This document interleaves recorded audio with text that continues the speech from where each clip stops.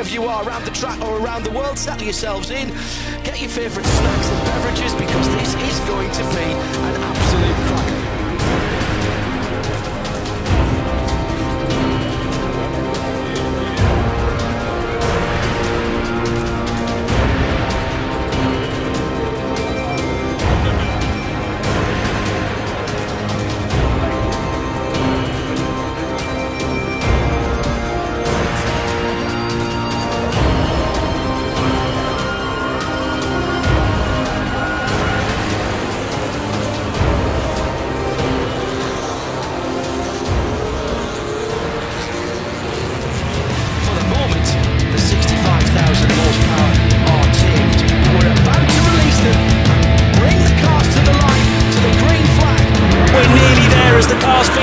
Of the final corner, we're racing with 2019 and the 24H series gets underway. Can just about get up to the scorecard.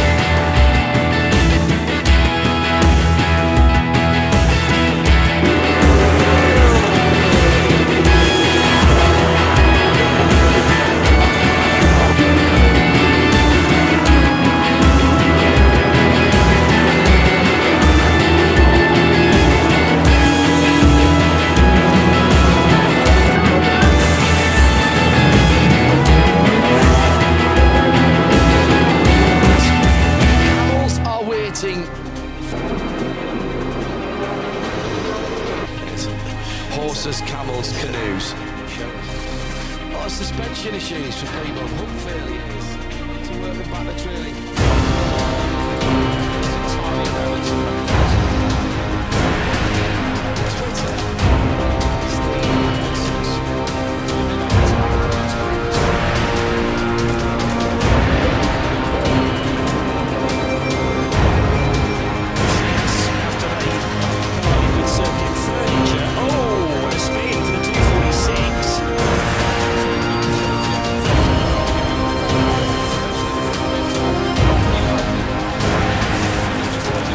So talking about cars failing, Drama. the car's second in the GT4 division. Yeah, that looks like he's got no power at all in that. There's no lighting on it, nothing. Olaf Meyer in the Sorg Rennsport car is making time up. Now, it would be tight, but I think he's too far behind. He's too far behind. He can't get up within the 24 hours. It's going to be tight. It's going to be very tight indeed. Right, it's 4 laps between those two and 7.5 minutes to go. It's going to all come down to where he is compared to the leader, because he's using a bit more of the track than he was the last time I looked at him in that blue and black 451. My goodness. And at the end of this lap, the 451 of Olaf Meyer will be only 3 laps away with 5 and a bit minutes to go. I think it's too much. Well, it also depends whether the Jimmy De Broca car is returned to the pit lane, because if it is, it'll be credited with that lap I think we worked out earlier on. Let me have a look. Sorg Rennsport next time around. They will have completed 45 laps. 5:45 laps for Olaf Meyer. This is tight, lads. Where are they? Got to be across the line. Come on, Olaf.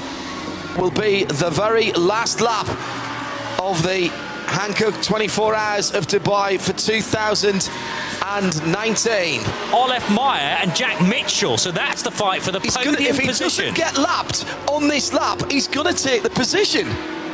It's Incredible. extraordinary. On the very last lap, so an absolute disaster then for... He can't get lapped. That was another 2:22, so that Sorg Rennsport BMW is not up to speed, but he can't afford to get lapped. And he won't now, because the leader's going to come to the checkered flag this time around. Yeah. So I reckon Olaf Meyer is going to come through and complete another lap. And that'll put him on 5-4 up. Broika's been credited to 5:46 now in the pit lane. Yes, because of that completed lap behind the pickup truck. Yes. As we said, on the tow rope, he does get that lap to his name. Unbelievable stuff. Into turn 14, we're concentrated quite rightly on the GT4 battle, which has kept us guessing to the very finish of this race. But let's not take anything away from Car Collection Motorsports. Through the history of Creventic Championships, Car Collection have won many A6 AM races. They've never won in A6 Pro. And this is a first then for Car Collection, and only a second victory for the Four Rings here in Dubai. It's just ahead, and therefore another lap to go. He's going to get you one more lap. It's the 451 car of Olaf Meyer. So that's crucial as well, but Rick Brokers takes victory in the 88 machine. Congratulations to the young Dutchman who wins the race.